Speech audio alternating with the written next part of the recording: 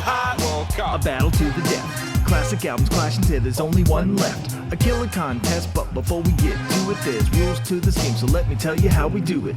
8 classic albums, 1 classic year. Draw 'em out the hat and chew the fat right here. We rate 'em, slate 'em, discuss 'em and debate 'em, analyze the beats and quote the lyrics verbatim. When all is said and done, we put it to the vote and tell you which of them is one. Then it's to the semis and the final for the vinyl cassette or CD. So who will it be? We going all in, so on the sound of the whistle, let the games begin. Wreck your shot. To the hit, the hop, you don't stop.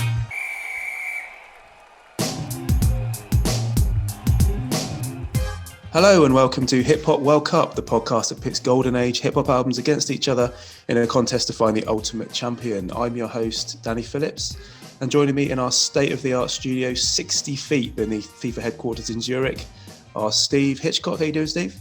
I'm good, thanks. Hi, everyone. And James Larry Luscombe. How you doing? Hi, how you doing? Good, thanks. Yeah, that's good to hear. In this episode, we're looking at the year 1993, and if you'll just indulge me, chaps, cast your minds back to 93. We were a few years into secondary school. Tease Me by Chakademus and Pliers was riding high in the hit parade. Yeah. Steven Spielberg was terrorizing audiences with digital dinosaurs in Jurassic Park.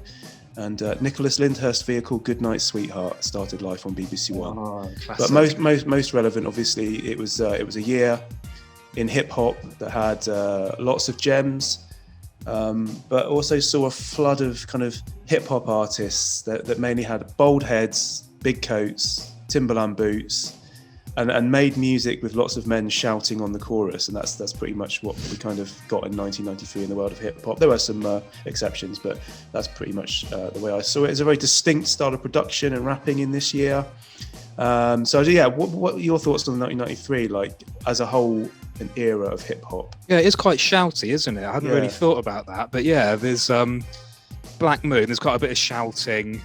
That shouting on the choruses. Yeah. Wu-Tang Clan, Bring the Ruckus. That's just sort of shouting, really. ODB likes a good shout as well. Yeah, it's a good point. Like got Onyx, obviously. Yeah, Onyx, just a posse of people just in the booth, like just shouting a hook, and it works much of the time. And in the videos, obviously, that makes for very sort of lively, boisterous videos with big groups of men jumping around. And making a bit of a ruckus. But it's a really raw and gritty year, isn't it? Most of the music is just raw and gritty, and that's kind of reflected in the videos and the rappers. Yeah, and there's a lot of groups that had names like Roughnecks and, Bowl Heads and sort of Hood Rats and things like that. Yeah, really distinctive kind of rapping style, distinctive kind of production. It hadn't quite sort of matured through to like the 95, 96 sort of sound where there's a lot more crispness. It was still quite a muddy kind of hardcore boom bap sort of sound. Yeah. I can sort of hear that 1993 sound. It's quite interesting. But that's cool. Any other thoughts on 93, Steve? Yeah, lots of good albums. I think like a good range of albums that haven't made it into this World Cup, but actually still good albums. I think in some of the other years we've kind of struggled to think, beyond maybe 15 decent albums, but I had a really long list of albums that I liked. So yeah, I think this is where hip hop's just starting to kind of gather some pace. Yeah. Well, yeah, like you say, when we did our initial shortlist, I had 27 albums on mine. Yeah, it's ridiculous. I had to really whittle that down. It's really hard. So there's some really good albums in this year. So it's going to be difficult coming up with a winner. All right, just to recap for anyone who hasn't heard the show before, what we've done is we've whittled it down to the best 8 albums of 1993, put them in a hat, drawn them out against each other in matches, and then what we do, we discuss each match and we vote on a winner, and then the winner of each match goes through to the semi-final where they play the winners again, and then through to a final eventually in a World Cup format. So before we go on, Larry, is True Score all back up and running again? Yeah, running beautifully. Last time, I think we had some lyrics caught up in one of the music pipes, didn't we? Yeah. I called out one of the. He's actually a retired Leyland DAF engineer. If you can imagine, like a Fred Dibner type of figure, comes around, flat cap, northern guy. comes around to sort of service it every so often, and yeah, he really got in there and cleared out some of the gunk. A lot of lyrics in there, some stray kind of drum sounds and things like that, but he's scooped all of that out, giving it a really good oiling out. It stinks of WD-40 to the rafters, really, but it's really running silky smooth, like clockwork. In fact, it is clockwork. Was he a hip hop head? Did he have to kind of have that kind of background to fix it? He doesn't at all. He's a purely technical sort of engine man. Doesn't like music at all, actually. That's quite good. He doesn't let it get in the way. Yeah, like he can be completely objective about it. To him, it's just a machine. And he has an affinity with it. And I imagine one of the original designers.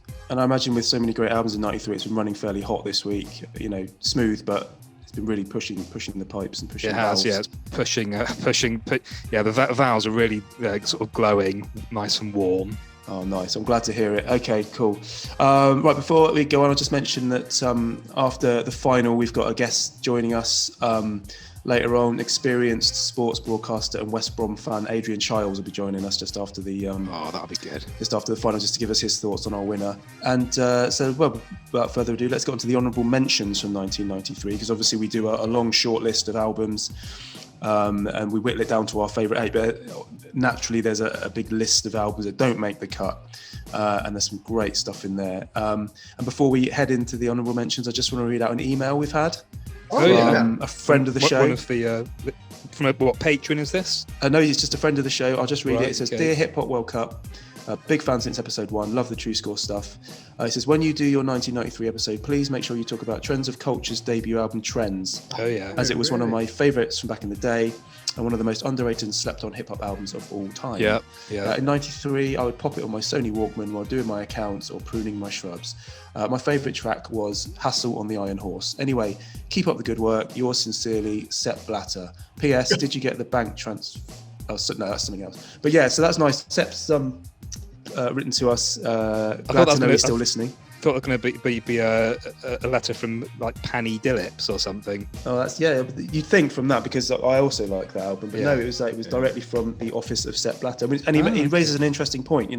Trends of Culture was my sort of key honourable mention in this year. It's not a celebrated album. It's not one that a lot of people know, but it's one that I absolutely loved back in the day.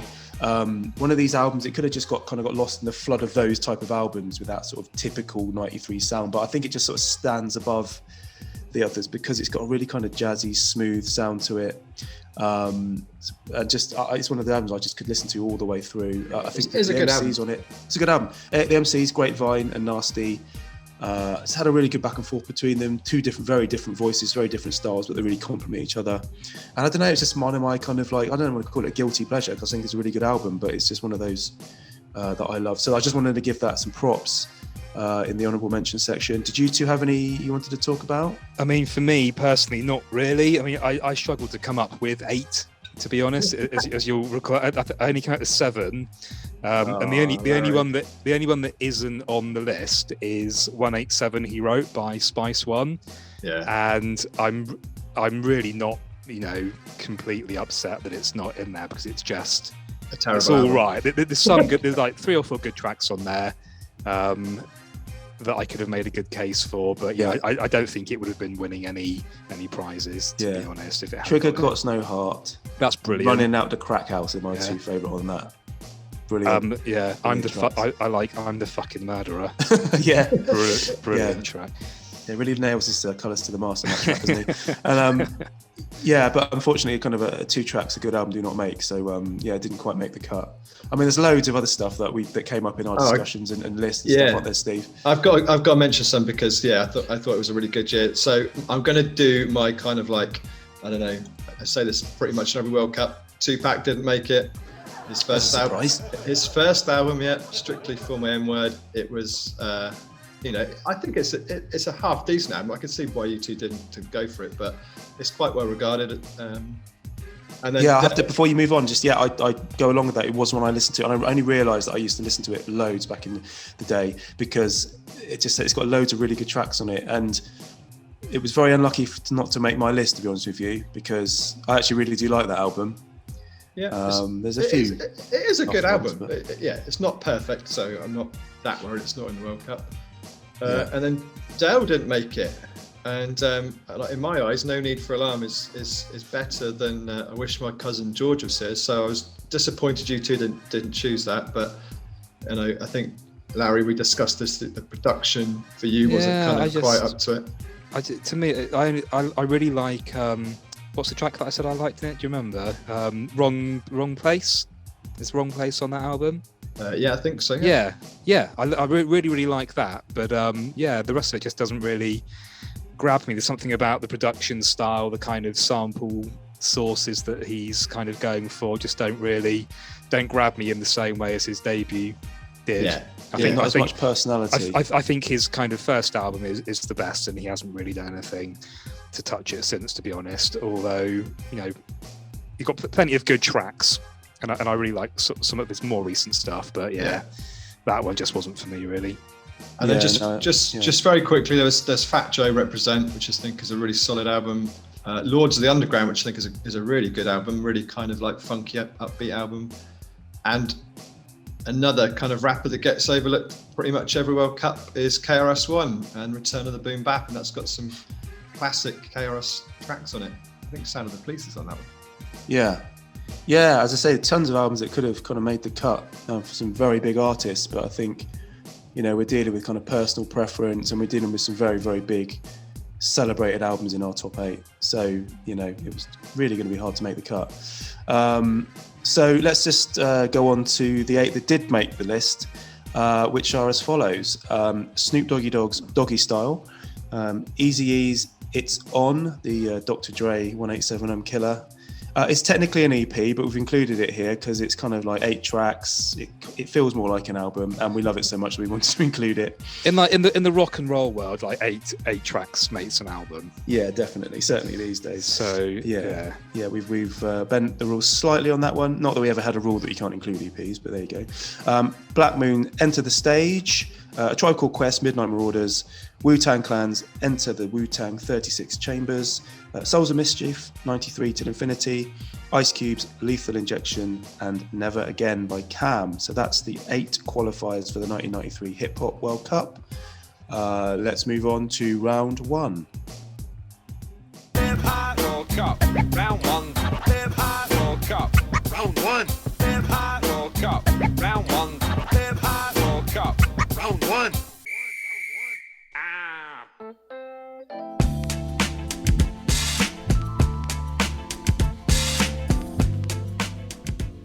So on to round 1, and the round 1 matches were drawn and played earlier today, and the first match saw Eazy-E's It's On up against Snoop Doggy Dogg's Doggystyle in a clash of the West Coast Titans. Now, gents, this is a massive game. 2 bitter rivals going up against each other. 2 bitter rivals, definitely. Local derby. So in this one, we had Doggystyle somewhat predictably winning 3-0, with all 3 of us voting for Doggystyle. Not really a surprise. Larry, what's your take on this match? Was that pretty much a foregone conclusion? No, not at all, really. In fact, True Score has thrown up a bit of a shocker on this one. Although I did vote for Snoop, the True Score machine has come out slightly in favour of Eazy-E. That doesn't sound like it's been calibrated properly. I don't know. I think you're probably right. I think ultimately, I don't know, Snoop probably is better, isn't it? But I have a bit of a personal kind of affinity with the Eazy-E album stroke EP. So I don't know. I mean, numbers are a powerful tool, but sometimes there's a bit more to it, a bit more subjectiveness comes into it and sort of muddies the result. It's definitely a subjective thing, I think, but I haven't got only good things to say about Doggystyle either. So, but don't you think the Eazy EP is a bit kind of like repetitive? It's I know it's like getting back. I'd say the same for Doggystyle. Yeah, true. But I think It's On Eazy-E. I mean, it's like an absolutely fascinating EP. You could do a whole show on it. It's such a interesting project. You know, obviously it's reactionary. He wanted to get something out to sort of diss Dr. Dre and hit back at him. Yeah. After all the stuff on the Chronic, and for that very reason alone, you know, we were obsessed with it back in the day, weren't we, Larry? You know, yeah, absolutely. Like, you know, a really weird sort of, you know, name checking Dre like that, putting in his name in the title, putting the picture of him on the cover, the inside cover, the sticker on the back having to say that it's got nothing to do with Dr. Dre. Just a really strange project, but the music in it is, you know, a really good example of a West Coast sound. It's really good, really hard. Really funky. There's, you know, the producers on there they've done those beats, are producing some of their best work on there. Yeah. Well, real MFGs is a great track, isn't it? The synth on there is just amazing. Danny, I remember you putting this on a mixtape for me and listening to it and thinking, oh my God, what is he saying on here? This is like unbelievable. It's so aggressive in kind of. I mean, it's a slightly it's a bit of a plodder musically of a track, but I love the kind of the theme and the lyricism on it so much that I don't sort of mind it. No, it's a real sinister beat, isn't it? A real sinister piece of music. I think if you kind of look at all of the kind of diss songs that came out, you know, as a result of the NWA fallout, this is, I mean, it's not quite up there with No Vaseline, but it is quite. It's definitely up there. It's quite an excoriation, isn't it? Of Dre. I think that's the kind. I think this album, you have to kind of acknowledge the context of it and why it was kind of recorded, and I mean, the whole NWA mythology and story is, you know, a really interesting thing to me, and the kind of the crux of it really is the fallout between like Eazy-E and Dr. Dre. I think like more than Ice Cube leaving. Yeah, well, definitely. Yeah, I think for that reason, it's a really dark, kind of almost nasty, angry album. I think he's venting a lot of his anger in definitely. And it's when you think about it, it's actually quite upsetting to listen to it when you know the story about what happens next. What happens next before and what happens next. It's just a really weird, you listen to it and you think, oh, this is a strange little time capsule of that period. Yeah, but I think what's interesting about it, I mean, the theme of it really is that it's basically Eazy-E like calling out Dr. Dre as a fake kind of gangster, isn't he, basically? Whereas like Dre's beef with Eazy-E was that Eazy-E was a bit of a snake when it came to money and stitching the rest of the group up, which is a fair point. But yeah, what Eazy has done, what he's able to do is a lot worse than that. He's kind of exposed Dr. Dre as being like a fake hard man, which is like not something you want to be in hip hop at all. Like, you know, Dre's whole image was tied up in being, you know, from the streets and boasting about criminal activity, all that stuff. But actually, it was easy. You had those proper credentials in the streets. He's a real gangster. That's it. And he brings in, like, you know, Drayster and BG Knockout on this, both of whom were proper kind of gangbangers.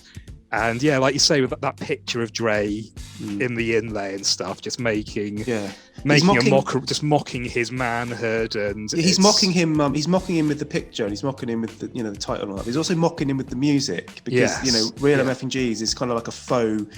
It's not a faux G-funk sound, but it's kind of like he's mimicking the sound on the Chronic. Yeah, but they do it really well, using it against him. And I just think for that reason, they've really gone in, like they've really gone to town to get that really sinister, hard G-funk sound. And I just think it's such a great track. Yeah, and throughout this album, really, I mean, It's On, the actual title track, is quite hard and quite vicious as well. It's On is my favourite on there, I think. But just imagine how Dre must have felt like when this came out, and just seeing that picture being made public and stuff. He would have absolutely hated it, I think. He probably shed a few tears, if I'm being honest. Definitely. Any last thoughts on Eazy-E before we move on to the next match, Steve? Well, just to go back to what I said, really, is that I think it is repetitive, because it just disses him, but then there's some like random tracks that are chucked in that aren't dissing him, like the Boys in the Hood remix. Yeah.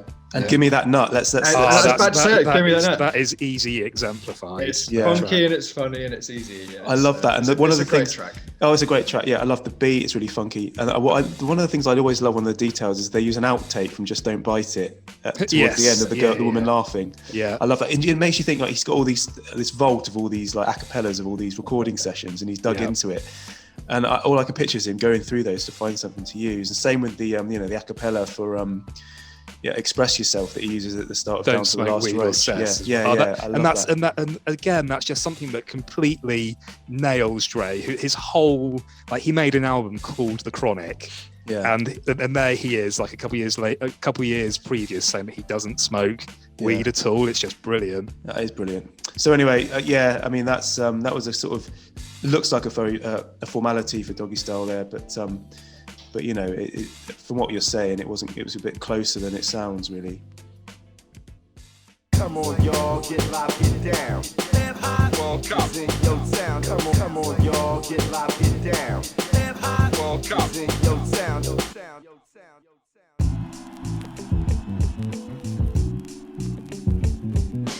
Hip hop World Cup. The second game in round one saw the Wu-Tang Clans enter the Wu-Tang 36 Chambers, go up against Cam's Never Again. Rather unsurprisingly, again, 36 Chambers took this one, but by 2-1. Yeah, shocking. Yeah, well, let's dig into it. I mean, I voted for Cam to make it 2-1 because as a sound and as a hip hop album, it's more up my street than Wu-Tang. It's kind of, the sound is a bit more. Yeah, I get that. It just doesn't. Well, I don't really want to get bogged down in my whole attitudes towards Wu-Tang. I'm going to let you two talk about Wu-Tang. But all I can do is vote for what I listen to more. Yeah. Okay. And back in '93, I listened to Cam a lot more than I did Wu-Tang Clan. I barely listened to Wu-Tang Clan's album. So probably says more about me than it does about the albums. But Steve, what are your thoughts on Cam? Well, yeah, actually, I should probably try to kind of like hold my tongue in your kind of opinions on the Wu-Tang album compared to Cam. Go for it. No, because it is your kind of personal preference, and that's absolutely fine. And I'm just thankful that Larry voted Wu-Tang through at the same time. But I hadn't listened to Never Again. This is the first time I've kind of listened to it. I'd never heard of it, so it was kind of really slept on. And I was really glad to kind of come across the album. It's got a kind of really funky West Coast sounds, classic samples, and I think I kind of like interested in the kind of lyrics and the rappers, and it is really interesting to listen to. It's a little bit political, just an enjoyable album. So it's definitely gonna be one I'm gonna keep going back and listening to. So thank you, Daniel. That's all right. That's good to hear. Yeah, no worries. And what are your thoughts on Cam, Larry? Is it one that you listen to? No, it's weird actually. Bizarrely, I did have the album at the time. It was one of the first albums I had on CD. Yeah. And the reason I had it is that we've got like a shared acquaintance who wasn't into hip hop at all, but he did own this album on CD, and I've never understood why he had it, how it came into his possession, but I eventually owned it. But I never listened to it. And listening again this week, I can sort of see why, really. It's kind of, I would just say it's fine. Like the first 4 tracks or so have really good beats. And I was listening to those thinking, have I been missing out on this? Have I made a big mistake? Like the music never veers into bad territory. No. But they're kind of unremarkable beats for an unremarkable rapper. Is the best I can say, really. I wouldn't say he was a particularly sort of talented, gifted rapper. The album, as you know, I gravitate towards the beats more than the rapping. Yeah. And it's full of great beats. It's funky West Coast stuff. Yeah, they're very good. I like, they've got that Ice Cube affiliation. I think he produced it, a lot of it. I was at least involved in. Yeah. How many cousins has Ice Cube got? It's crazy. Yeah. Everyone in Compton, and it's just a really nice album. One of the things, I just think it's an underrated album. And I think he's as a rapper, he makes up for his lack of technique with his views. He's a very outspoken rapper. He's got lots of things to say. He's a bit, in fact, to the point where he's a bit of a misery. I had a look through the list of the things he doesn't like and the things he has a go at on this album, and they include stereotypes, Christmas, Halloween, Easter, pork, and the white man. So it's a pretty comprehensive list of gripes there. Is he like a 5%er? Yeah, probably. Yeah, NOI kind of. Yeah, and I was listening to it going, yeah, there's not a lot he does like, really. But that makes it interesting. That's why I think I liked it. It was just he like no one's rapping about that stuff. Holiday Madness. Holiday Madness, yeah, and he's kind of like he's giving the alternative view on all these things that we just take as kind of, as read, and I like that. I think it's a good stance to take, but I do think it makes him sound a little bit of a misery. He was angry at the same kind of things that Ice Cube was angry at. Yeah, do you think Ice Cube was in his ear going? I mean, the thing is with their connection. I was thinking earlier, like the only reason I can really think of that you would listen to this album is when you've lent out your Ice Cube albums to somebody, and you want to hear the next best thing, and this is kind of what you've got. Yeah. I think like he's a decent enough rapper, but like his voice isn't unique. He isn't charismatic enough to command your attention. He's just a bit kind of uninspiring to listen to. I think really, it doesn't like someone. I get what you're saying about the music's good, the stuff that he's talking about is good. He's not a bad lyricist, but he doesn't have the charisma to pull you in or to pull me in anyway. Yeah, I think his verse on Colorblind on Death Certificates sort of a better representation. Yeah, you're right. Yeah, that's really he's good. Great on that. I think he's great on this as well. But it's one of those things you either gravitate towards it or you don't. But it's interesting that it made it onto the list. I don't think I could pick his voice out of a voice lineup. Yeah, I actually like his second album as well, Made in America. It's got some absolute bangers on that one in '95. I haven't heard that. Battle Cat. He's got a verse on a DJ Quick track on Safe and Sound, hasn't he? And it's a recycled verse from one of these songs, I think. Oh right. Oh, I need to. I'm pretty sure it's a recycled verse from somewhere. Yeah. He thought, this is a good one. This is a keeper. I'm going to use this twice. Yeah. Well, stand-up comedians do it. Why can't he? Exactly. Cool. All right. So that was in the circumstances, closer than it probably should have been 2-1 win for 36 Chambers, which we'll talk about more in the semi-final.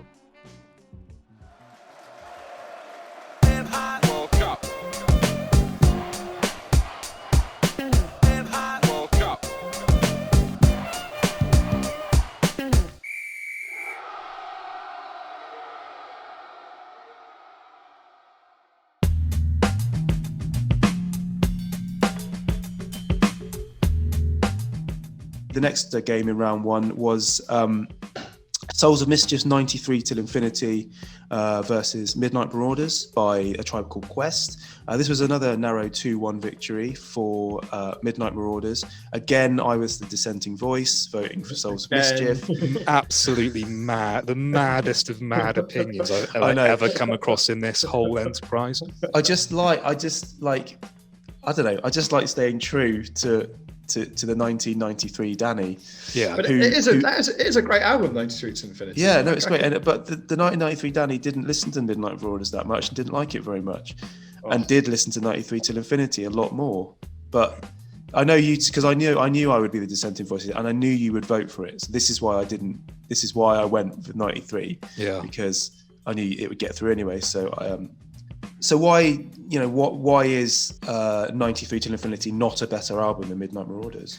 Yeah, I mean, I think for me, I never owned this album at the time for some reason. I'm kind of aware of how revered it is by people, and I can't really explain why I've never bothered to get into it. It's got some really nice kind of crisp production on it. It's quite reminiscent of the first Far Side album. I think, like lyrically and musically, would you agree with that? Yeah. Of a similar kind of ilk. Similar sort of energy behind it. Quite madcap. They got quite similar kind of voices as well. Yeah.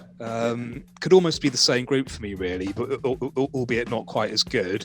I was looking through the kind of production credits earlier. I thought this sounds a little bit Dell-like. So it was no surprise to see that he was on there. And one of Danny's favourite producers, Domino. Is it Domino as no. in? No, it's Domino from High Road. One. It's not. There's two. There's Domino, the sing-song rapper, who had an album in '93, which I almost made my list, and also the hieroglyphics producer Domino, who was responsible for this, and Casual Sphere itself and things like that. So, Domino's a great producer, and I think this is probably some of his best work. Yeah, it's got quite a sort of fun party-ish sort of sound to it. I think I'd probably be quite into it if I'd had it at the time. Yeah. But listening to it like this time around, sort of by the end of it, I was quite happy to leave it behind. Really, it's a bit kind of wearing to listen to. I think they've all got sort of quite whiny voices. Yeah, I can see that point of view. I can see how you're thinking that. Steve, And actually, what are your thoughts? and I think actually the title track is a bit of an overrated track as well. I know that's like seen as an absolute classic. I just don't really like the sort of pitched up like instrumentation in it. Yeah. I just find it a bit wearing. Oh yeah, I'm gonna have to disagree on that one. Yeah, I disagree there. That's one of my favourite like singles, I think, from that kind of era. It's just Yeah, Lots of people say that. it's just one of those, like the hip hop singles, Like a Troy kind of like thing. a Troy, like a Who Got the Props. It's one of those. It's kind of like one of those recognised sort of singles. But yeah, I mean, everything you said is fair. I voted for it. I listened to it more than Tribe. I think it's inventive. It's complex, intellectual. It was the kind of birth of that hieroglyphic sound. Weird, obscure, jazzy samples. And that's why this was such a good. That's why this was such a good tie, Danny, because like Midnight Marauders and 93 to Infinity, they're not kind of gangster rap albums, are they? They're not kind of the really gritty other raw sounds that we've got from this year. So it was really nice to kind of put them up against each other. Yeah, very jazz orientated. Yeah, really funky. In terms of like the music, there was not similar, but they take a similar approach, let's say. But like Midnight Marauders kind of clearly does it a bit better, maybe. But yeah, so that was a 2-1 win for Midnight Marauders there. World Cup. World Cup.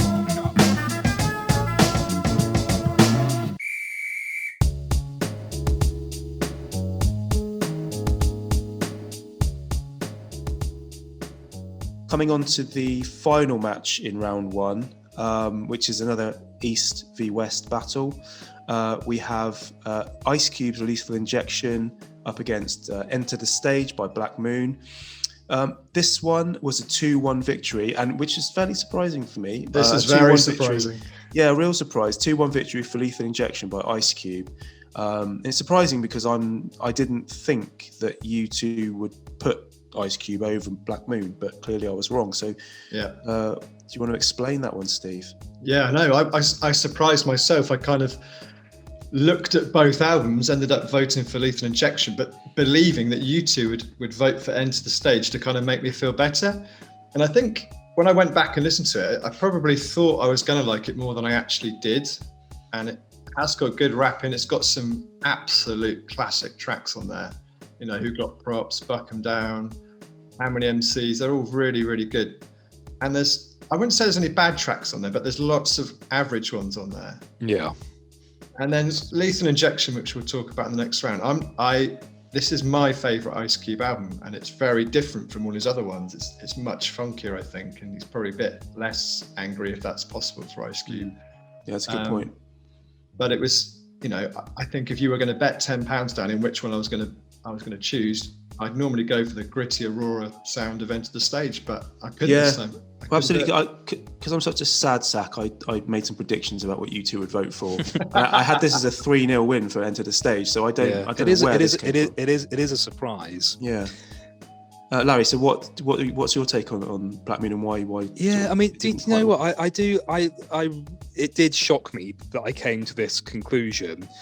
I think one of the issues with Black Moon, it's what I would call a Danny special. This album, in the same way as like Sitting on Chrome, you did like an edited, you did an edited version of this for me, which got sort of, it cuts out some of the chaff. Yeah. Like for me, it starts with the second track, like N-Words Talk Shit. Yeah. Which to me is a much better choice of an opener for an album. They should have had that first, really.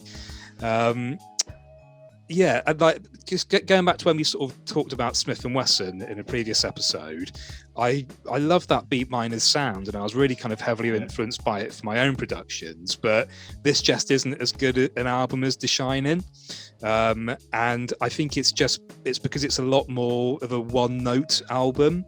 Yeah, like The Shining kind of varied the sound up quite a bit, but on this, like 80% of the tracks are basically like a heavily filtered bassy loop, which opens up during the chorus, And when it works, it's absolutely fantastic. Like Who Got the Props would be Buck 'Em Down would be like the chief example of that. I remember that just blowing me away when I first heard it. But by the time you get to tracks like Act Like You Want It, I Got You at Open, Enter the Stage, and You the Man, I could just sort of do without with most of those, really. They're a bit it's wearing thin at that point. It's quite interesting though, isn't it, that sort of you're kind of looking for a consistency of sound in albums, aren't you? Everybody else says the best albums are ones that have a consistent sound all the way through. Yeah, but when you've got to tread the right line, haven't you, between being samey and consistent. Like, do you agree with that? This one is just a bit. It just doesn't really kind of deviate too much from that template. Yeah, I totally agree. Yeah, you two know more about the kind of production side than I do, but for the way that I listen to it, it tries to kind of be raw and sparse, but it just doesn't. It's just not interesting enough. Yeah, if you look at the other really rugged, raw album from this year, Wu-Tang, which is Wu-Tang, it's just a lot more exciting and varied, and I don't know, this one, don't get me wrong, this has got like Who Got the Props is one of my all-time favourite tracks. It's got one of the best loops ever on it. The rapping is just brilliant. The scratching on the chorus I absolutely love.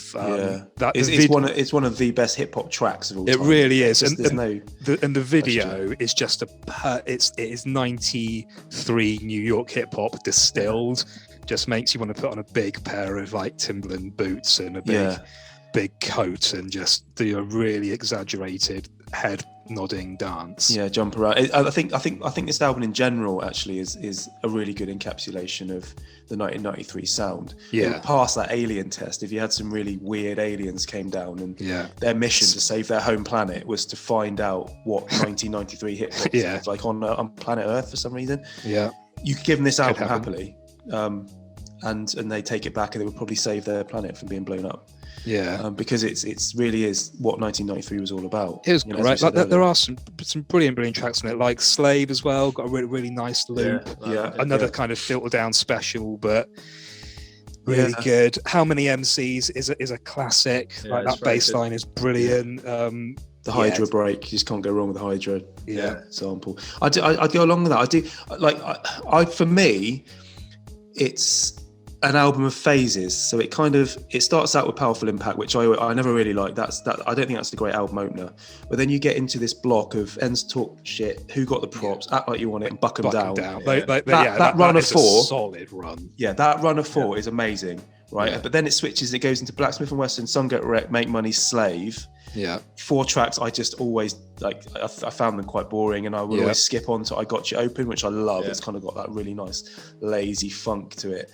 And then you go through like that one, Shit Is Real, Enter the Stage, How Many MCs, and I think there's 3 phases to it. I think it goes from good to bad to good, and that's the reason why I never very often put it on and listen to it all the way through. It wasn't one of those albums for me. You definitely pick tracks out of this one. Oh yeah, and I can see why you made me like an edited version of this. Yeah, which seems to be a recurring theme of this. Yeah, but yeah, I mean, it's a patchy sort of sporadic album, but the sound that it captures is much more. I much preferred it to Lethal Injection, which is why it got my vote. Loads of great singles, and enough tracks on it to make me prefer it to Ice Cube. Yeah, I think it has. If you really kind of put a gun to my head, I think the general sound of it is one that I prefer to Lethal Injection. Probably, I'd agree. I do love that. It is like it exemplifies that kind of rugged, gritty New York sound. Yeah, but the other thing I've thought about, they don't have to go on about guns a lot as well, don't they? Yeah. Almost every other line is about how he's got a gun and how he's going to shoot a gun. Give it a rest, buckshot, shorty. But yeah. But anyway, so it didn't win. It's not through. Ice Cube gets through 2-1 and goes through to the Hip Hop World Cup semi-finals.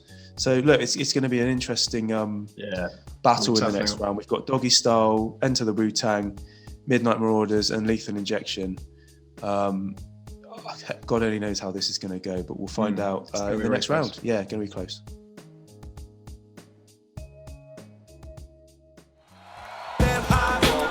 Semi-final. World Cup. Semi-final. semi-final. Hip-hop World Cup. Hip-hop World Cup. Hip-hop World Cup. Hi, you join us here pitchside at the San Siro in Milan for the semi-finals of the Hip Hop World Cup 1993. We're going over to Steve now to start the draw for the semi-finals over there in his cutting-edge studio. Who are you with this week, Steve? Well, it's a bit of a sticky situation, really, because Danny has spent so much money recently. Yeah. The budget has been completely blown. So there I am, kind of like phoning around trying to get, like, hip hop stars for free. They just Well, won't, I had to get your studio integrated to the FIFA mainframe, which was not cheap. It has to be directly plugged in so you get all the stats and figures. Larry, I think we're going to have to kind of do some sort of audit of Danny's. I know. The Danny's thing is, Danny, you said this money was for medicine for your family when we first invested. It's a form in of this. medicine. Yeah, and But I was happy to pay that money for your family's medicine, but this, like press junkets and I don't know, just weekends away. Like me and Steve don't get to come on these things. Laughter FIFA is the best form of medicine, and we all know that. Yeah. And look, do you or do you not want to see Steve floating in a green screen studio? That makes it look like he's. Yes, but this is an audio format. Like we've told you this before. Yes, but it adds to the verisimilitude if we can see it happening. Right. Yeah. Right. Well, I have actually managed to pull a rabbit out of the hat here. Okay. And I've got somebody for free. He's not doing much these days. It's former DJ Tim Westwood. Tim Westwood. So What has he been up to since being shot? Can I just address actually one thing from a kind of housekeeping point of view? That there was talk in the press a couple of weeks ago about there being, Danny, a breakaway competition from the Hip Hop World Cup, like some kind of super league that you were trying to organise. Yeah, but that came up against quite a bit of opposition, didn't you, for that? I did. Yeah, we were having talks behind the scenes. We got buy-in from several clubs and several hip hop artists and producers, and for whatever reason, the hip hop fans turned against it. They didn't want it. They saw it as elitist. They saw it as a money grab, much like Nas with It Was Written, and didn't want it.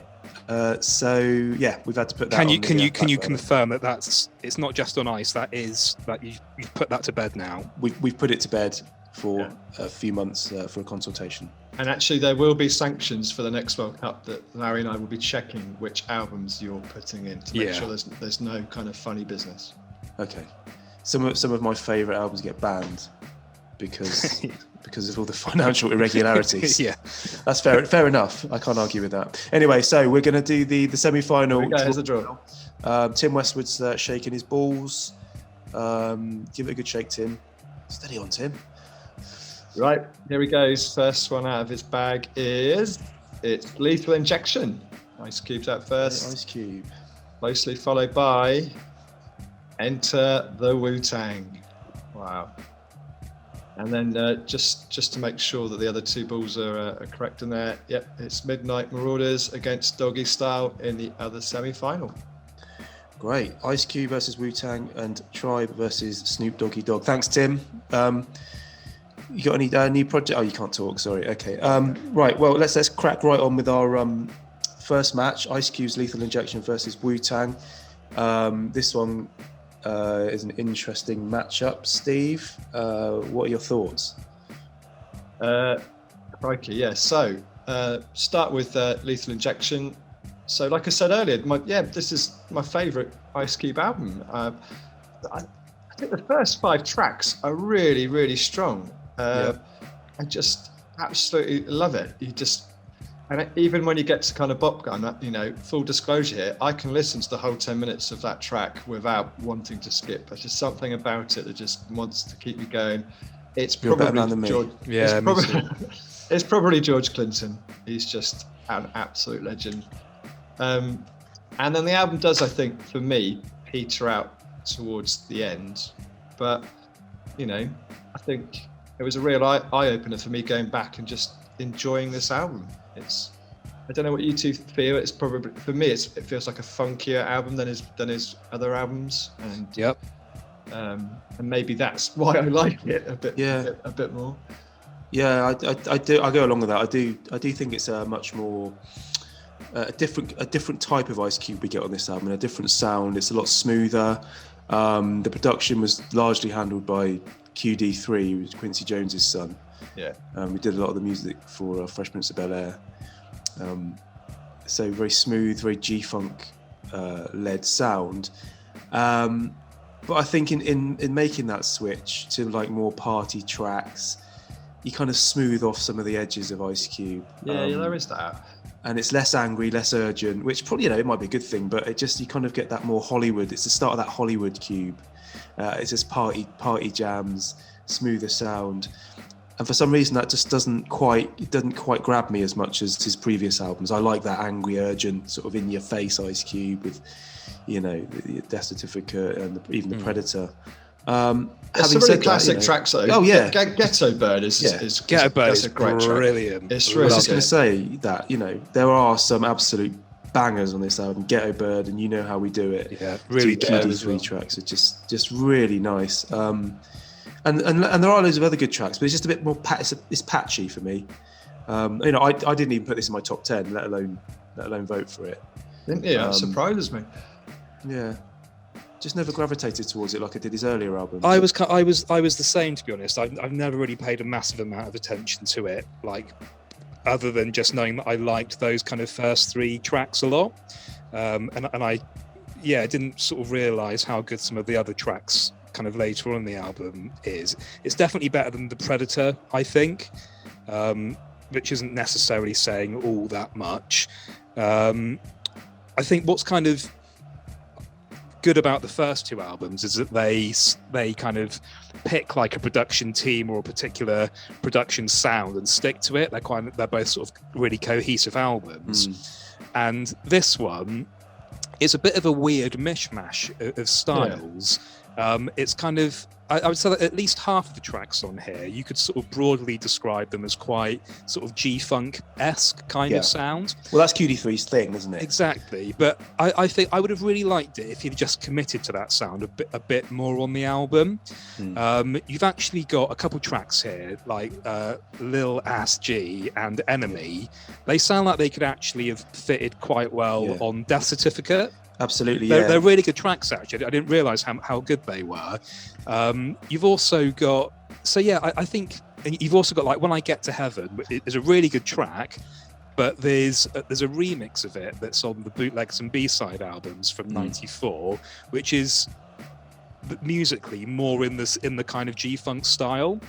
And there are also some other tracks on that Bootlegs and B-sides album, like My Skin Is My Sin, Robin Hood, 2 in the Morning, that are all a bit more kind of G-funky. And I would have liked to have seen those, like heard those on this album instead of those kind of tracks that don't fit that G-funk style. He could have picked a lane, couldn't he, and just picked stuck a lane, to it. Stuck in it. I thought, like, if he'd have done that, and if he'd have maintained the quality of like the first 3 tracks, this would have been like a real return to form for Cube, and it might even have been my favourite Cube album, because those first, like the Really Dough, Ghetto Bird, and You Know How We Do It, like those are 3 of his best ever tracks. I think I absolutely love those. Just a bit of a disappointing album. That could have been a classic, really, but it just a bit too much of a mishmash, and just not as focused as it could have been. Yeah, that mixture of styles is to its detriment, definitely. It's a really good point you make about Little Ass G, because that does sound like it could have come off, Death Certificate or maybe even the Predator. It's a Jinx production, so it's that's maybe it was an outtake from one of those earlier albums. Maybe. It certainly. I have to assume, like those tracks that I mentioned, like Robin Hood, 2 in the Morning, You Don't Want to Fuck With These, My Skin Is My Sin. They must have all come from these kind of sessions, I would have thought. Or been kind of B-sides and remixes, or for this album. So it just would have been so much better, I think, if they were all on there. I might make myself a little kind of album, like a little playlist. So Steve, any sort of low points on this album for you? Like, what would you say was the worst track on here? I don't actually like When I Get to Heaven. That's definitely a skipper for me. Yeah. If when I get towards the end, I very rarely get past Make It Rough, Make It Smooth. I probably listen to that, and then that's it for me. Yeah, Down for Whatever is probably. I mean, it's interesting, different sonically, but I never liked that one. Forgettable, sort of slow. It is, and I don't like the bit at the beginning where he says "my feet hurt" as well. He goes, Yeah, my feet hurt. I'd never loved that. I think I'm just losing interest. I think actually what I do is I go back to the beginning and just listen to the beginning again. So it's so good. They're so good, aren't they? Those first 3 tracks are just brilliant. Like Cambridge is quite good as well. It's a pretty horrible, sort of misogynistic, racist kind of. Yeah, it's quite shocking to listen to. It is, but musically, it's pretty decent though. In fact, I'd go so far to say like the first 7 tracks, because what can I do? Well, the first 6, because the first is an intro. But yeah, what can I do? I do like that one as well. Yeah, that's pretty good. Yeah. So flipping it over to Wu-Tang then, how does it compare? I mean, this is probably a silly question, really. Can't compare them. No. So what? So what is it about Wu-Tang? What is it about Wu-Tang that you love so much, Steve? Come on, break it down. The album itself starts so brilliantly. The first track is just amazing, because in that in the first 20 seconds, you get that amazing "Do you think your Wu-Tang style could defeat me" sample. Then you get the really hard and sparse drums coming in, and then it's the RZA, and it's like just so aggressive, bring the MF ruckus, and then even better is the first verse is Ghostface, and I think Larry, one of his best. It's just a great verse as well. It's a great verse, but it's also, I think, going back to something that stuck with me from a previous episode when you said about Ghostface being one of the greatest rappers of all time, and probably the best Wu-Tang rapper. And it's just, I think it's ironic that he goes first. He's the first one that we hear properly rapping on this album. And I think every track. Everyone's got a good verse on Bring the Ruckus as well.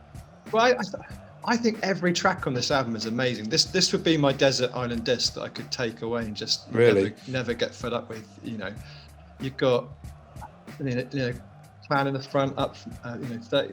When just get that start at the beginning, it goes up from the 36 chambers. Yeah, that's brilliant. It's just amazing. Clan of the Front is a great Jizza solo record. Jizza's just as good as anything on Liquid Swords. And it's interesting, isn't it? Because Jizza quite often goes last on lots of the records, but he gets his kind of own one here because nobody wants to kind of follow him because he's so good. Yeah. I have to say it is a really tight. Like essentially, there's 11 tracks. I mean, it's a really tight, well sequenced, strong album. Every track is memorable. Every single one has great production, great verses. In my head, it was always a bit more overblown than it actually is. But essentially, there's like 11 tracks on it, and they're all good. They're all amazing. I totally get why this is such a revered album. Like Danny, you're more of a sort of hip hop. Well, maybe both you actually more kind of hip hop historians than me. Do you think I can't really think of anything that sounded like this? Like it doesn't seem to have like any kind of predecessor, stylistically. No, it's kind of like go along with it. Yeah. It's kind of like raw and gritty, but so soulful at the same time. Yeah. I think what was different about it was that it was so raw and so kind of like he didn't care if something was a slightly off beat or that was didn't fit the key of the song or something. You just bring these samples in and out, and it was so kind of chaotic. I think that approach was different. Everything before was kind of married up and matched up, and it was all very sort of routine. Whereas this really kind of pulled the rug, and suddenly you had all these weird sounds dropping in and out, and then the kung fu samples and all that sort of thing. And I don't remember anything like this happening before. I said before about how kind of RZA, you see, he has bits where it sounds like he's got like malfunctioning machines. Like there's that bits like on the end of Bring the Ruckus where it kind of just there's this stuttering kind of sample bit, and it just sounds like the machine's knackered or something. Yeah, and he plays bass lines over it that just have these bass lines that just kind of come in and they support, but they're not always they don't always fit the sample. So it's sloppy, but in such a really nice. It's such a great. It's like a really. It just catches you off guard. Yeah, but it's always got that driving rhythm behind it. He knows his breaks. He's got all the breaks and the beats. And there's always got a hard underpinning rhythm really hard drums. Yeah, really hard. And like on Bring the Ruckus, like he uses like a finger snap in it. I mean, it's like the hardest finger snap you will ever hear anywhere. Yeah, It's brilliant. yeah. And it's kind of, this album is just the complete antithesis of like the G-Funk sound that was kind of, riding high this year. But I have to say, like, when this album first came out, like, I remember, like, me and my mate Dave were kind of really into, like, the whole G-Funk thing. And we would come and borrow, like, CDs from you, Danny, and this was one of them. And we were just scratching our heads over it. Like, just didn't understand it, didn't like it. And it took me like a year or so to catch up with it, I think, and eventually it clicked with me for some reason. Yeah, it's really interesting you say that, because it was a grower. Like, as I say, like, you know how I feel about Wu-Tang. Like, I'm not the biggest Wu-Tang fan, but it kind of, when I first got it, I didn't like it, and I didn't understand it. It took me a while to decipher it. Yeah. And when I was listening to it for the first time, I didn't really understand what I was listening to, and I think that affected me going forward. I didn't perhaps give it the time that I needed to give it, and therefore that affected my ongoing perception of it that sort of lingers to this day. If you were listening to, like, Doggystyle this year, like this could not be more different, could it? No, it couldn't. No, and I didn't have a lot of time for it when it came out, and because of Doggystyle and all that sort of stuff, I just didn't give it the time I needed to give it in order to understand it, and therefore it's affected my sort of perception of it. But having returned to it for this and over the years listened to it again and again, I really do understand why it is such a revered album. I can really hear everything about it. It is great. Like like RZA, it's just such a kind of like caustic, like excoriating sound. It's like there's something about, like, you know more, Danny, but your kind of sample knowledge is better than mine. But he seems to be sort of looking for his samples in different places than like most of his peers were at this point in time. Like even kind of the other like new like East Coast producers, like RZA's stuff, it's kind of less jazzy and funky, less smooth. It's probably more of a sort of kind of classic soul sound. Well, some of them are, definitely. I mean, Cream and Tears, they really can't it all be so simple. It's a kind of soul. That's a kind of soul. Yeah, it leans. Again, I might be talking out of my arse here, but I think it leans more towards, like, it's producers like Isaac Hayes and Willie Mitchell, maybe even different labels like Stax that have just got a particular kind of sound. It's just more of a kind of raw, stripped down sound to them. You've got for me, you've got a couple types of RZA track. You've got those kind of ones that take a chunk of an old soul song from that era, the Al Greens and I think it's a Wendy Renee track on Tears, and who is it on Can It All Be So Simple? I think it's that's let me have a look. I think it's Gladys Knight, isn't it? Yes, I think so. Gladys Knight. Yeah. And so you've got that sort of track where it takes a loop and sort of very soul, the old Carmels soul as well. And then you've got the other type where it's kind of like a really hard beat, and he takes, I don't know, just a chunk of a piano, and then maybe even just pitch it up and down a bit just to create this kind of melody with the piano. Yeah, like I don't know where the piano on Method Man. I don't know where that comes from. Don't know where that comes from. Kind of in the front, all those sorts. There's a very slight sample. Yeah. That he loops up, and it's Wu-Tang Clan ain't nothing to fuck with. Samples like a 60s cartoon.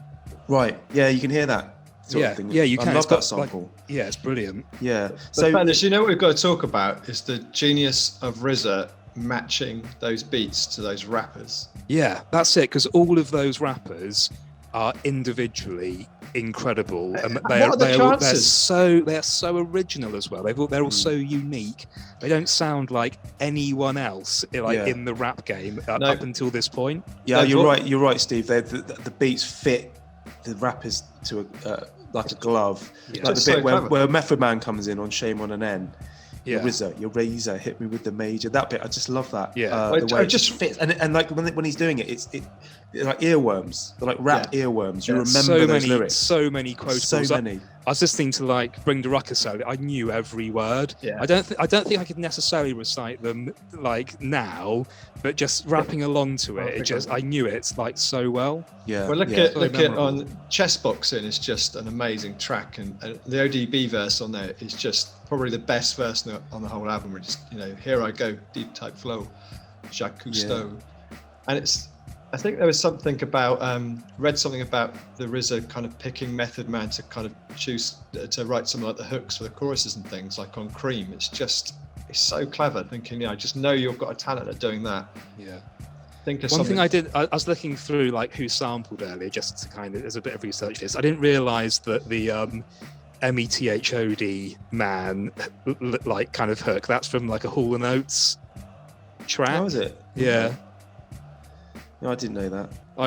Which is a bit annoying. So I always assumed that he came up with it himself. But Yeah. Here we go. Quick quiz for you both. Go on then. 9 Wu-Tang rappers. One of them only appears on one track. Who is it? On this only appears album? on this album. On this album, yeah. I know it's got to be Capadonna, hasn't it? No, he's not officially a member on this album. Oh, is he not? No. Inspector Deck? Inspector Deck. No, he's on quite a lot of them. He goes first to quite a lot. No, it's Master Killer Priest. Master Killa. Master Killer. Okay. You've got to feel sorry for those second tier Wu-Tang people, haven't you? Like Master Killer, Capadonna, Inspector Deck. Inspector Deck is definitely underrated. I mean, he does. Inspector Deck is brilliant. He does some great stuff. You have that first run of Wu-Tang albums, all of which are like brilliant in their own right. But yeah, there are a few of them that just don't get that opportunity to have an album. No. I don't quite know what. I guess like the other ones were a bit more marketable, maybe. I know like Method Man was always seen as like the superstar of the group, but yeah, it's a shame that like Master Killer or Inspector Deck, like in any other crew, they would be like easily the best rapper, but here they're just kind of also rans, really. Yeah, absolutely. So an absolutely solid album then, the Wu-Tang Clan. More than solid, Daniel. More than solid. Absolutely incredible. Absolutely I have to say, I've really come round to this way of thinking about this Wu-Tang Clan. So should we vote on it then? Let's see how this comes out. I think it's pretty obvious, but Steve, what are you voting for? Enter the Wu-Tang. Larry? This is really tough for me actually, because the one that I think I want to vote for doesn't come out on top true score wise. By the data. It's not calibrated right this week. So I don't know. Danny, do you have your answer, Danny? Or 100%, yeah. Well, okay. I mean, let's break it down though first. I didn't put either of these in my top 10. Yeah. So, I would be thrown out of Exmouth Rap Club if they ever found out that I didn't put Wu-Tang in. But, obviously, having re-evaluated them both, Wu-Tang Clan is easily the superior album, so that's getting my vote. Yeah. I think when I was doing my initial list, actually, I think I sort of only put Ice Cube in there because it was Ice Cube and I knew that I liked a few of the tracks. I've kind of grown to like it through this process.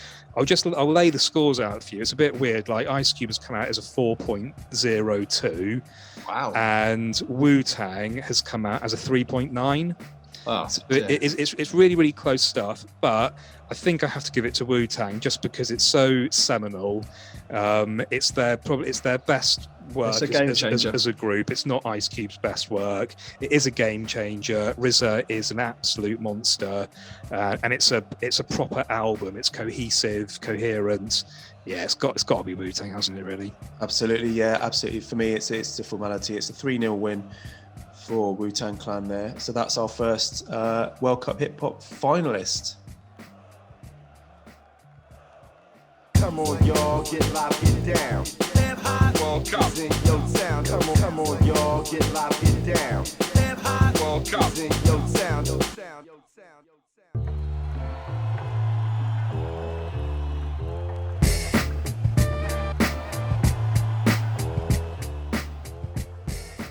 Let's move straight on to the second semi-final between Snoop Doggy Dogg's Doggystyle and A Tribe Called Quest's Midnight Marauders. This is a heavyweight tie. I mean, these are considered two of the finest hip hop albums ever made. Yeah. Let's not beat about the bush. I mean, they are two of the all-time greatest hip hop albums. So where do you even begin to compare them? I mean, they're like chalk and cheese, West Coast, East Coast. I mean, Danny, you're an interesting kind of one with this because you're not the biggest fan of Midnight Marauders, are you? But you are a huge Doggystyle fan. Yeah, Yeah, I mean it's yeah. I mean one's sort of they're two very different, distinct types of hip hop. I'm a massive fan of Doggystyle, the album. It's I have to say it was my most anticipated hip hop album ever. Yeah. Like when I can't put into words the sort of excitement I felt having ordered it. I knew it was arriving. Like I would come home from school every day knowing that I'd ordered it and it could arrive at any minute. I'm pretty sure that I was with you when it arrived. Yeah, you probably were. Because we used to walk home from school. I remember when you had a CD that would arrive, your mum would put it in the window. She put it in the window, and I was just like absolutely like go ballistic. And this one, like most of them, I could take it really, but this one I was so excited about. Like the lengths I would go to in the run up to this coming out just to get music from it. Like when they first did the debut of What's My Name on MTV Raps, I recorded it onto a VHS tape and then held up my stereo to the speaker of the TV to record it onto tape. Yeah. Because that's the sort of level of obsession I had over this album. I was so excited. I've never been this excited about an album. And when it arrived, I literally was not disappointed in any way. It was everything I wanted it to be. Yeah. Like from start to finish, maybe a couple I didn't like quite as much, but really from start to finish, it's an absolute classic. Yeah. So many great singles, so many great tracks, even the skits you can listen to. I just can't praise this album highly enough. I don't know what it is about it. I mean, I don't even know where to begin. It's a perfect encapsulation of the G-Funk sound. Yeah. It's great at its absolute peak. I mean, just the G-Funk intro when it comes in. Yeah. Is just brilliant. It's probably that same bass of line. the sound, isn't it? Yeah, exactly. It's that same bass line he's used probably in about 4 or 5 different tracks, but it just works, and it's a really crisp sound, up tempo. Lady of Rage, first person you hear rapping. I think that was a bold move as well. Yeah, Introduced the world to her. Such a great intro, such a great verse. And then you're into this corridor of amazing stuff. Gin and Juice, The Shiznit, Lodi Dodi don't like quite as much, but I still would listen to it. Murder Was a Case, Serial Killer, Who Am I? And before you know it, you're at Pump Pump, and it's over. And I can't put into words how good this album is. How much do you think Daz is involved in the production of this? Because he doesn't get much credit, but he's kind of got a bit cross about it. This is the controversy, isn't it? Yeah. I mean, I don't know much about that story, so I would probably defer to you two guys. Probably done some research into it, but. I think just the general story about Daz is that he, it's always up for debate how much involvement he had in all of these albums. Like he would have it that he produced a lot of these tracks, and I don't know. I my personal opinion is that Dre he's a proper producer in the set. He gets musicians in and takes the best parts of what they do. Like he will take a beat that someone does, he'll bring in a bassist and just say you need to play it kind of like this, and get him to keep on doing it until it's perfect. And gets he doesn't write his own lyrics. He knows that he can be a better rapper if he has other people write his lyrics. So I don't know how much Daz is involved. I fancy he's got some involvement, but but I mean, listen, he couldn't produce it by himself, could he? No, I personally don't really care too much about Daz's involvement. I mean, for me, just what comes out of it is just an absolutely stellar album. It's great, isn't it? So many great moments on it. For one of the ones that I always love is Ain't No Fun, and I know I know you guys like it as well, but it's never the one that people go, oh, that's the best track. I don't think it's the best track, but it's the one that just sort of fascinates me the most. It's such a pleasing sound, that sort of tight G-funk sound with this. It's in the pocket, isn't it? It's in the pocket, really, really, and it's got a Nate Dogg verse that you can sing along to, every word of it. You shouldn't know every word of it because it's deeply misogynistic. And then Corrupt's verse as well. Like I don't trust anyone who doesn't know Corrupt's verse off of this. Or absolutely. Warren G's bit. If you don't know Warren G's verse off this track, I don't trust you as a human being. Interestingly, my copy of this, and I've probably told you about this before, but I've got a copy that's got the next episode as the last track on the back on the track list, but it wasn't on there. Pump Pump sort of listed a bit earlier in the track listing. I thought the next episode was on the Chronic. No, it was on later. It was on 2001, I believe. Yeah, that's right. Yeah, but like, I want to know the story behind this. Oh no, sorry, I get it. You're saying it was just Yeah. listed, but it wasn't on It there. wasn't Right, actually, yeah, no, yeah. it was listed on in the copy of Yes. Doggystyle that I've got. Yeah. And that's always fascinated me. Like, this is like an early press of the album, and I want to know the story behind that. That Like, is was it weird, supposed isn't to it? be- Yeah, it's weird. Was it supposed to be on the Doggystyle originally? But also, didn't your copy of this have G's Up, Hose Down at the end of this? Yeah. Which it's not an official track, is it? Was it not? No, I think Isaac Hayes moaned about it, didn't he, or something? Right, okay. Like the version, I mean, I've got the CD somewhere, but I'm pretty sure it ends at Pump Pump, and the version that's on the version that's on like Tidal and Spotify ends with Pump Pump. Well, but mine ends with Pump Pump, but it goes G's Up, Hose Down, then Pump Pump. Ah, right. Well, G's Up, Hose Down isn't on the kind of Right. the currently available version. I think that's the estate of Isaac Hayes weren't very happy. Yeah. Or just Isaac Hayes when he was alive. But yeah, I mean, I don't really know what more I can say about this album. It's a top tenner. It's a top fiver for me. It's a fun and funky album from the beginning to the end, and yeah, it's just great. The thing you said about Lardy Dardy, I think that's a lazy effort. That's the only track on the album. Yeah. I think actually, why did you need I to quite do a like cover? it. I like it, but it's just also, lazy. It's just why do they need to cover Slick Rick? It's just like you've got so It's much interesting. talent. It's like it's the only cover ever in rap, isn't it? Possibly. Like rap, like hip hop is like it's not a done thing to cover people in rap. Yeah. But, like as far as I know, that's the only one that's ever Good been point, done. actually. Yeah, I can't think of another one. I can think of loads. Can you really? Oh, right. Like Def Squad have done like Sugar Hill Delight, and there's loads of Right. interesting covers. Oh, fair enough.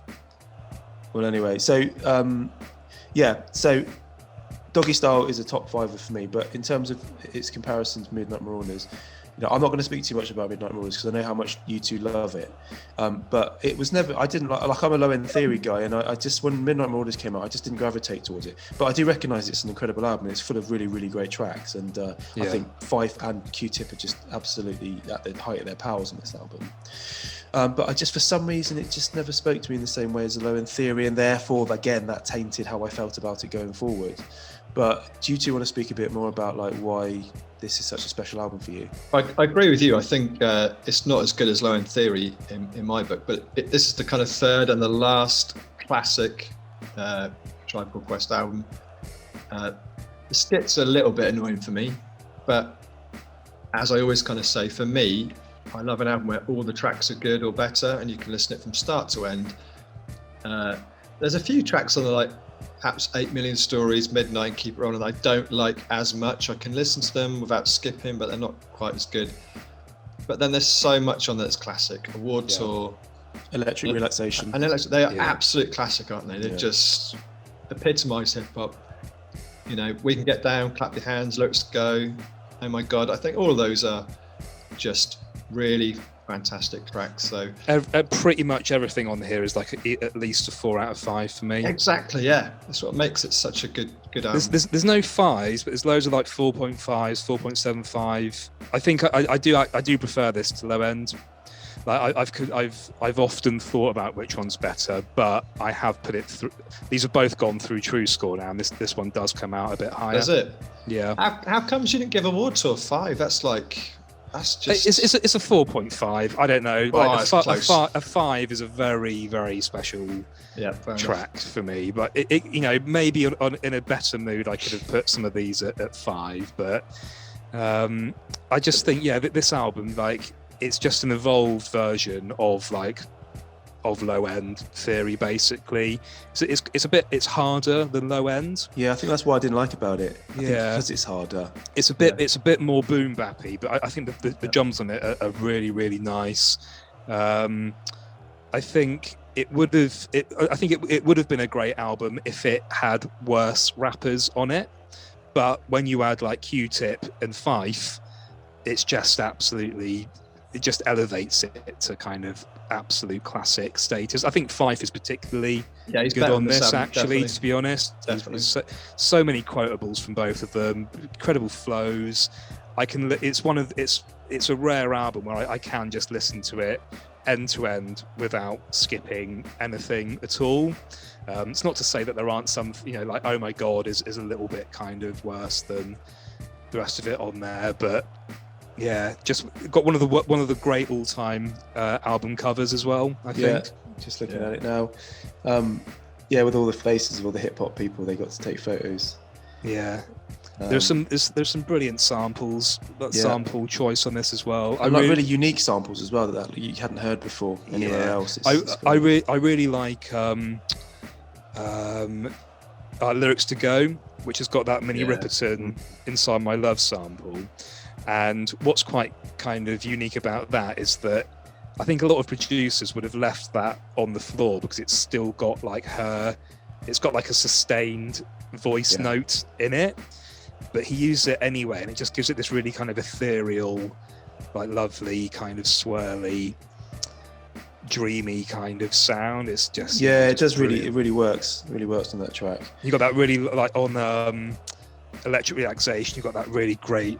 Is it like Ronnie Foster? I think. Bass line. That's one of the all-time classic samples. That is. It's just absolutely brilliant. That was always my standout. Electric Relaxation. Yeah, love that. That. Yeah, that is a brilliant track. It's one of those ones where when I used to go to kind of hip hop gigs and club nights and stuff, it's the kind of like the crowd would go kind of mental for Electric Relaxation. Would be one of those.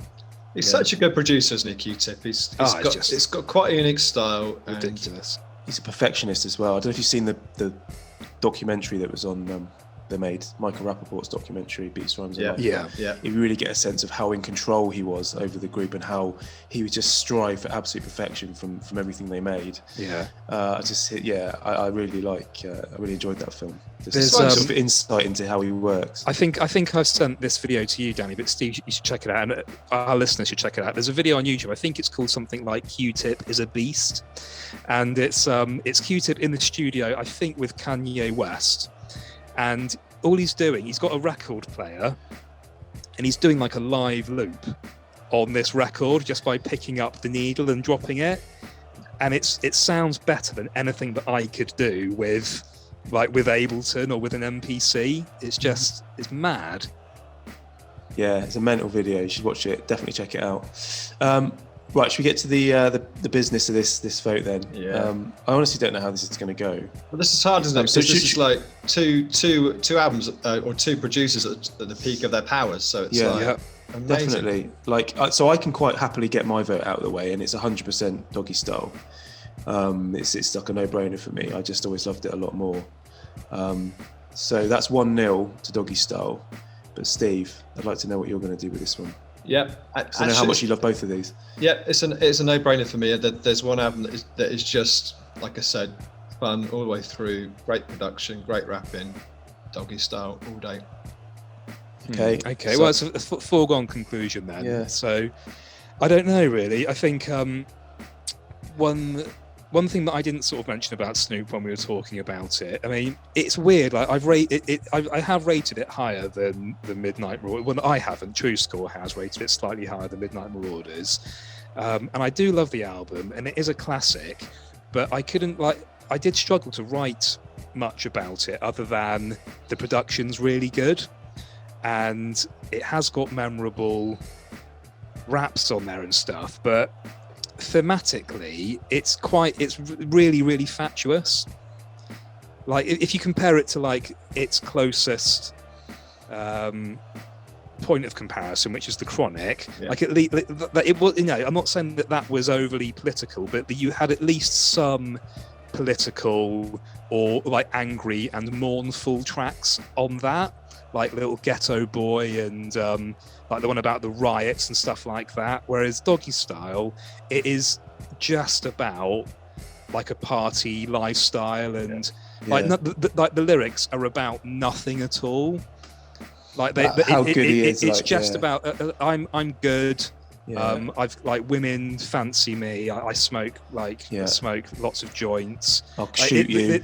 There's literally nothing more to it than that, which is quite, I don't know. Fatuous is just the word that springs to mind. Not quite as much substance. I would go along with that, but the rapping depends on what you're looking for. The rapping is good enough that you don't really care, and I didn't really think about it until today. I was really desperate for something to say about it, but it struck me like none of the songs are about, like, they could all be completely interchangeable. There's no theme to any of them. It's just bragging, kind of, which hip hop has got. Hip hop has got a lot of that anyway. But this just is a particularly egregious example of it. And he's lucky that he's such a good, charismatic rapper. Yeah, and he's the got Dre in production's his corner. so good. And all the other rappers that are on it are great. Like the Dog Pound are on it. Like Rage is on it. It's like let's can't go without mentioning RBX as well.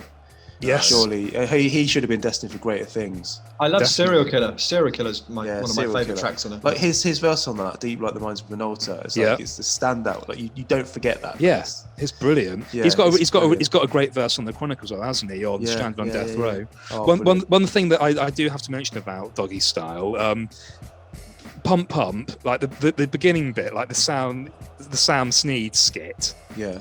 Like, better recognise. I'm so surprised that like Sam Snead, well, he couldn't have agreed to it. He's just completely cuckolded in that skit. Like he's out having a drink or a meal with his date. She spots Snoop Doggy Dogg and just goes and just completely ditches Sam and goes off to speak to him. And it's not as if Sam Snead is just some kind of made-up character. He's actually a member of of Snoop's gang, who then goes on to be like a solo artist in his own right. But he's just completely cuckolded, and he just completely made a fool of in this. He gets shot. He gets shot, doesn't he? He gets shot. I imagine the money sort of eased it a little bit. I mean, he just wouldn't have had it. Like he would. Like, there's always a weak person in a friendship group, isn't there? And he must have been just the one that he was like the junior member. Yeah, he was Sam, like Sam, some. You can be on this album, but we've got a sketch we want you to do. Have a read of that. Someone like that, you couldn't, like Daz would have been like, oh, no, I'm not. I don't want to do that, Snoop. I don't want to do that, mate. But Sam Snead would have just been like, Sam, don't mess this up. Like you're in with this lot now. He was desperate. So what are you voting for then, Larry? I really don't. I'm just going to go for Tribe, just because it's a foregone conclusion for Snoop anyway, and I think just because, I don't know, it's just got a bit more substance to it. I think. It's a completely different style. It's a bit more. Doggystyle is just a Dr. Dre feast, isn't it? You're just feasting on his brilliance. Yeah. I really would. It's so tough that I probably could give you like the opposite answer like in an hour's time. So I won't kind of think about it too much. I think I'll just go for Tribe just as a consolation kind of goal, really. So a late injury time consolation goal for Tribe there makes it 2-1 to Doggystyle. So that's the second finalist, and what a final we've got in store. We've got Snoop Doggy Dogg's Doggystyle versus Wu-Tang Clan's Enter the Wu-Tang 36 Chambers. That's going to be huge. Join us in a minute for that final.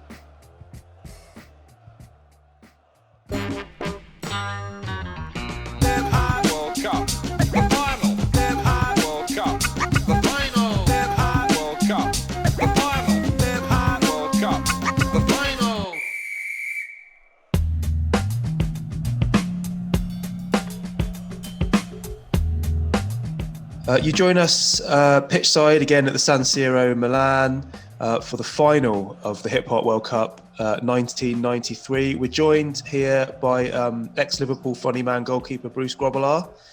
He can't talk, obviously, but he's joining us for a bit of moral support. Why can't he talk, Danny? What's up with him? Well, contractual, but okay. For our benefit, he's already doing the wobbly legs thing on the line, which is always hilarious. Clown Prince of football. So that's an absolute treat for us anyway. It's hilarious as well. Yeah, it's hilarious. So listen, we've got our 1993 Hip Hop World Cup final. Wu-Tang Clan's Enter the Wu-Tang 36 Chambers versus Snoop Doggy Dogg's Doggystyle. Gentlemen, what a final we have in prospect. Amazing. Clash of the Titans, East versus West. How do you see this one before we go into it? I mean, is this who we thought would end up in the kind of top two slot? Yeah, it's for personally, me. Yeah. I think it's probably quite fair, isn't it, that they've reached this point? I think so. I mean, they could have met each other in an earlier round, which is it's probably, this is the final we probably would have wanted to see. Yeah. For the neutral. They're two mythical albums, aren't they? They're going to be in your kind of easily in your top 10, probably in your top 5 albums. Yeah. Oh, absolutely. Well, one of them is for me anyway.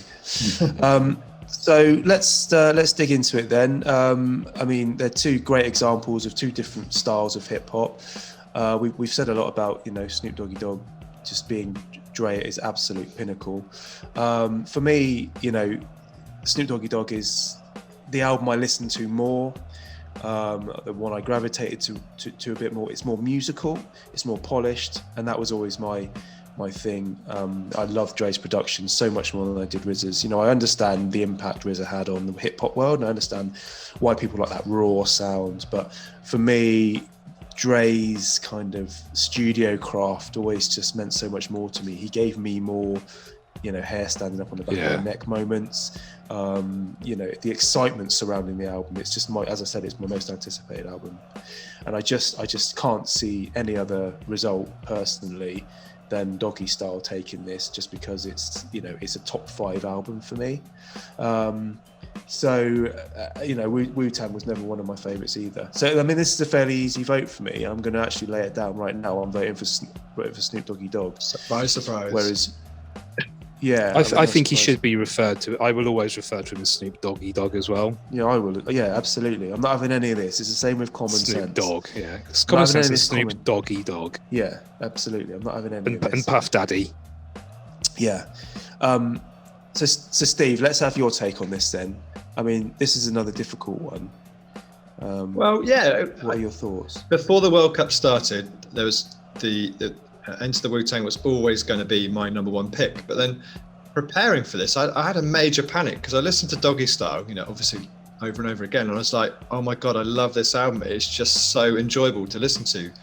And I had to kind of like check myself and think, actually, am I going to end up like voting for Doggystyle if it gets to the final? And then I kind of, I've done a bit of a Danny here and like just remembered how much I'd listened to Wu-Tang over and over again. I think it must have worn out so many batteries in my kind of Sony Walkman. I've just got such vivid memories of just listening to it constantly, Walkman in the car at home.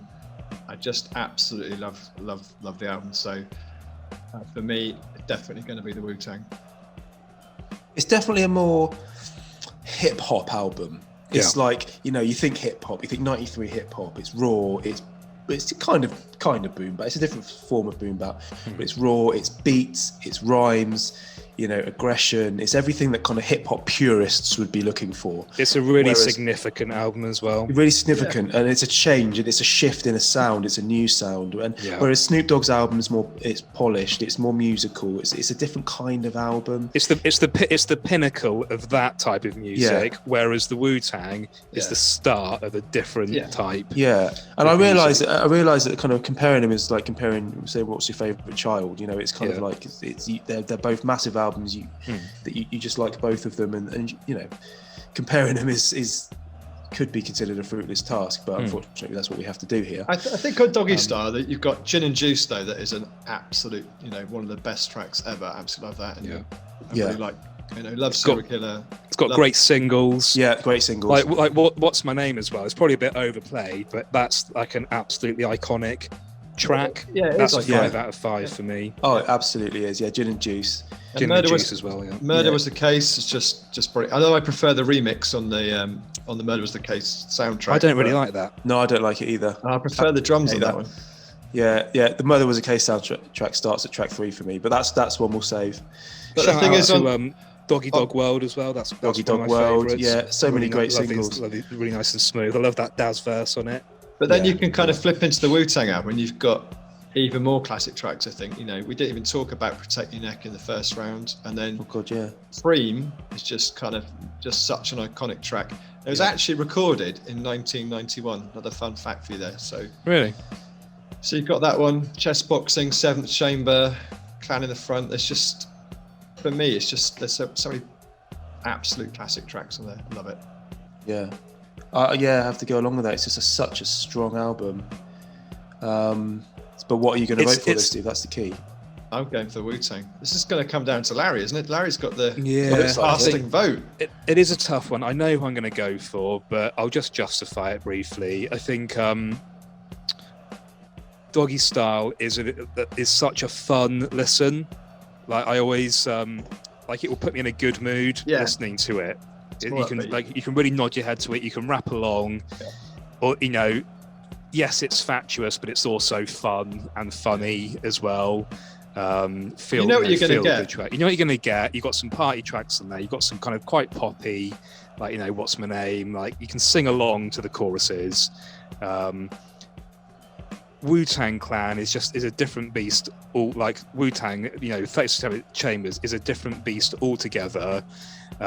It's also it's exciting in a different way. It kind of it agitates you. It kind of angries up the blood a little bit. And it gets you in a bit of a fighting mood. But I also think we talked about this earlier, that, or maybe the opposite of this, but it's also an album that's worth listening to over and over again because it does reward you, and you don't. I think maybe it was you, Larry, that said you didn't enjoy it first of all, but there's a pleasure, isn't there, in those albums that you have to work hard to appreciate, or you're going to get hooked into. Yeah, it's a Wu-Tang's a grower and Snoop's a shower. Yeah, and I think that's a great way to sum it up. Yeah, you have to be deep into hip hop to like the Wu-Tang album. Like you could just a casual, like all of our wives don't like hip hop, do they? But you could imagine them overhearing What's My Name or Gin and Juice or most of the tracks from Doggystyle and thinking it's just sort of nice sort of R&B-ish kind of You could just about get away with playing it, for the other half. Put it on in the car or something without them. Like musically, I think they could have a little dance along to it. Yeah. Whereas with Wu-Tang, like it's not music for the casual listener. You have to, even people like I said at the time, I scratched my head over it. I didn't know what it was. Yeah. And you really have to be deep into hip hop to appreciate it. It's a challenging listen. Yeah, it's a challenging listen, but here's the moment of truth. Okay, so it's poised at 1-1. Come on, Larry. Poised at 1-1. Who is going to be your vote and the winner of the 1993 Hip Hop World Cup final? Lifting that beautiful gold trophy aloft.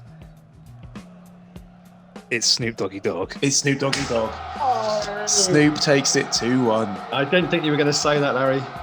He'll be if it was an FA Cup rather than the World Cup, I think Snoop Dogg would have like the top bit on his head. Yeah. By now we certainly would. Dr. J will be pretending to drink out of the cup. Yeah. And there's some extraordinary scenes here instead. I don't know if you can see this at home, but they've got people running on the pitch. They've got the advertising hoardings over. Bruce is off. He's up in the stands. Doing a joke. He's ripping down the goalpost. Doing something hilarious. It's absolutely extraordinary what's going on here. I don't know whether that means it's a good thing or a bad thing that Snoop won. But anyway, let's so there you go. Yeah, Snoop Doggy Dogg's Doggystyle is the 1993 winner. And I know one person who's going to be very, very happy about that because this is his favourite hip hop album of all time. It is West Brom fan, ex TV presenter, sports presenter Adrian Chiles, who's he's joining us on a Zoom call this week. I took your advice after the last show. Yeah. We know that Zoom works, don't we? It's what we use. No excuse. So if you've wondered what that black screen is in the top right-hand corner, if I just click on the button, there he is, and there's Adrian. So listen, Adrian, you've presented some of the world's biggest sporting events, Euro 2008, of course, the Olympics, England friendlies, but how does that compare with the excitement of hearing, or the excitement when you heard Snoop Doggy Dogg's Doggystyle for the very first time? Because I know it's your favourite album.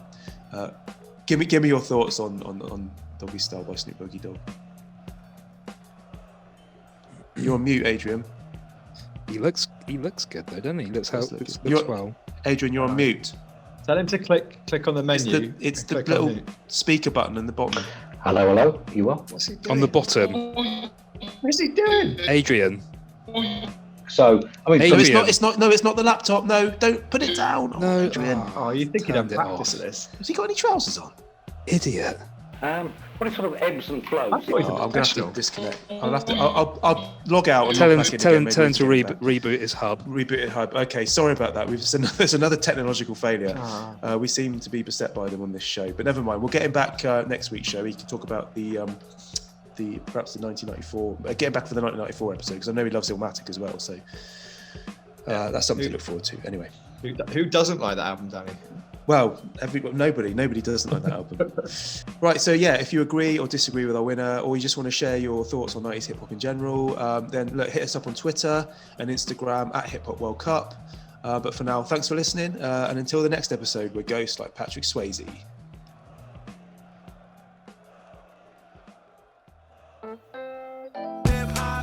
A battle to the death. Classic albums clash until there's only one left. A killer contest, but before we get to it, there's rules to this game, so let me tell you how we do it.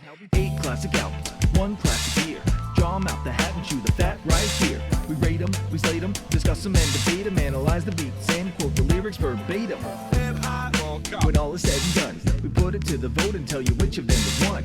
Then it's to the semis and the final for the final cassette or CD. So who will it be? We going all in, so on the sound of the whistle, let the games begin.